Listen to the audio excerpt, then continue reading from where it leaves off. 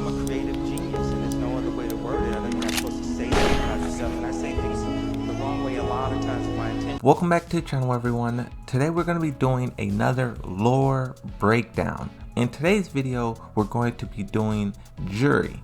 Juri is a fictional character in the Street Fighter series. She made her first appearance in 2010's Super Street Fighter 4. In the series, she is a South Korean Taekwondo fighter employed by the SIN and underling of the main antagonist of Street Fighter 4. Juri originated as a suggestion to introduce a female Korean character in Street Fighter series. Juri has been described as a sultry, provocative, and sex-crazed, and she is unique within the series due to her practice of Taekwondo. And in doing research for this video, I've seen a lot of comparisons being made with her, Harang, and also Baek Dusan, because both are rooted in Taekwondo. So I think it's cool to see how each game uses that fighting style in unique ways. While other fighting games had Korean characters already, Capcom Korea and Korean fighting game fans held the sentiment that it didn't matter, unless there was one in the series that started it all. Ono commented that when a new character is introduced, you want to make them a good guy. You know, a fight for justice or a friend of a good, so to speak. But this time we decided to go a different route with this character. He went on to describe her as kinda nasty. She's kind of mean, somewhat twisted in effect. The developers debated which game villain to align her with, Bison or Seth, before setting on the latter due to her being a new addition into the series. Initially, Juri was designed to be chubbier and cutter. Gradually, the design was made slimmer, so the team noted at some point they realized they had overdone it and reverted the changes slightly. She was given full legs and a slender upper body in order to show some contrast. What's so fascinating to me about the character creation process, just how every single thing is like precise. These are the details that makes the characters stand out from one another.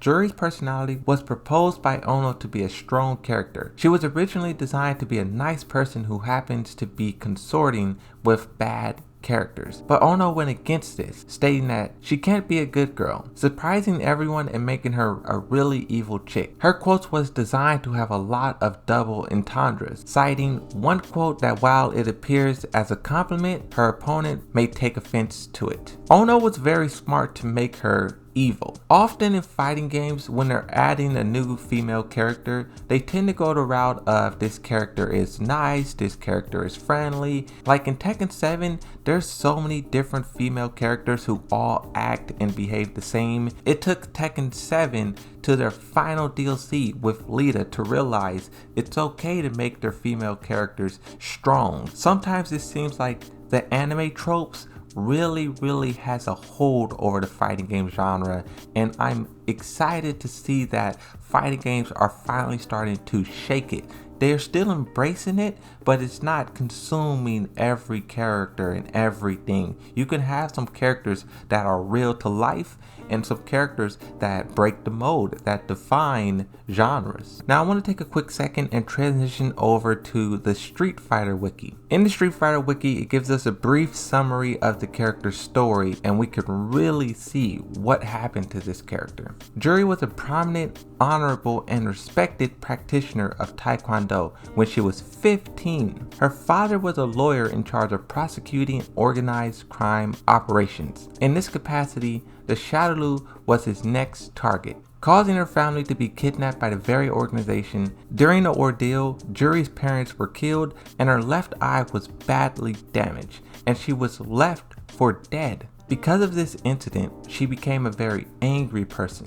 SIN eventually fixed her eye, empowering it with the Fang Shu engine. Juri has a strong rivalry with Chun-Li and Cammy. Moreover, her arch foe, M. Bison, apparently seems to go after her, most likely due to Seth's attempt to stop him. Shortly after working for Seth, Juri turns on him to destroy both Bison because of what the organization did to her and her family in the past, and Seth for trying to rule the world and for not destroying the Shadowloo. In the end, she confronts Bison, who had just beaten Seth, and while the battle is not seen, she survives it. Juri approaches Seth, taunting him on being a spare body for Bison. before destroying him by stomping on his tandem engine. She says she's planned to become the new leader of the SIN, most likely so she could destroy the Shadaloo once and for all.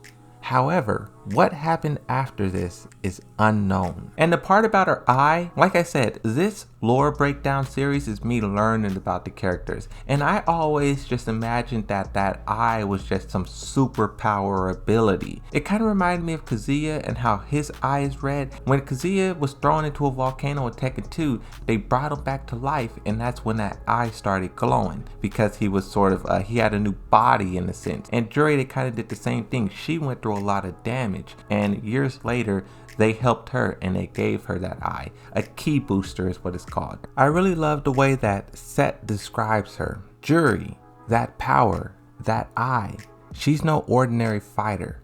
She's an untamed animal who seeks to destroy and consume all that enters her sights. She's altered her own body in her unsustainable quest for power. She respects no law, no morality. She does whatever it takes to achieve her goals and quench her limitless thirst. And what's kind of fascinating about this is Capcom on their website, they gave us a brief snippet of this character for Street Fighter 6. I want to read this and just compare and contrast the two. A sadistic thrill seeker who enjoys strife and suffering of others, taking immense joy in obliterating her foes. This part is pretty much identical to the way Set describes her. But this is the change. Without revenge against M. Bison as a motivator, she whiles away her time in a gloomy haze. What I think is going to be really cool about Street Fighter 6 is kind of getting to see different sides of these characters. When Bison was alive and active and doing all the things he was doing, that was major motivation for these characters to go out, to attack, to defend, to fight, to do all of these things that they were doing. But in his absence, it looks like these characters are going to be changing so much. Set describes her as having limitless thirst. But now, in the after Bison era, she's kind of just existing, wallowing away her time in a gloomy haze. I really want to see what and who the main villain of Street Fighter 6 is, because I just want to see the effect that that character has on everyone. We saw what Bison did to Juri, to Ryu, to Chun-Li, to all of these characters, but now who's next? What's next? Juri can be interpreted as a dark mirror image of Chun-Li, both having their parents killed by Bison and subsequently swore a vendetta against him. The main difference is that Chun-Li maintains a strong sense of judgment even while seeking to punish the dictator, whereas Juri is willing to hurt anybody and everybody who gets in the way of her quest for revenge.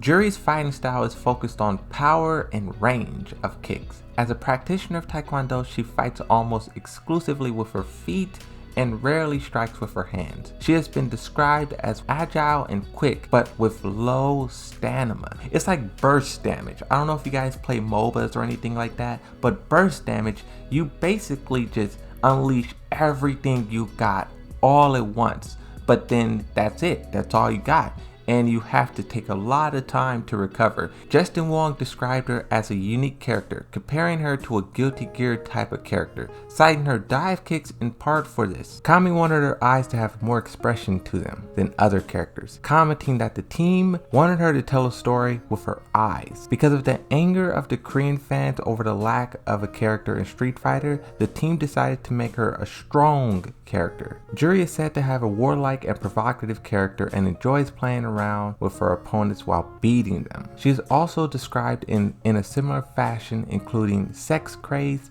and sultry. I don't know how to pronounce this name, but this dev describes her as a pleasure seeker and a character who would enjoy fighting. Developer Okada described her as a hectic character, a quality that the developers had decided from the beginning. She was created with the intentions of making players see her as a character with potential. Okada commented that he wanted to instill the feeling of, if I keep playing with this character, I bet I could do some really cool stuff in players. The other developer, whose name I cannot pronounce, commented that players of Yin and Yang from Street Fighter 3 would enjoy playing with her. Capcom's special advisor for Super Street Fighter 4 described Juri as one of the most versatile characters. He commented that she is a threat from mid-range as well as further away because of her dive kick, but theorized that characters like Zangief, Ryu, and Sagat would give Juri trouble due to their mobility and hard-hitting attacks. And that's what really pulls me into a character, is when yes, they have key tools and they have fundamental stuff, but the ceiling, what you can learn,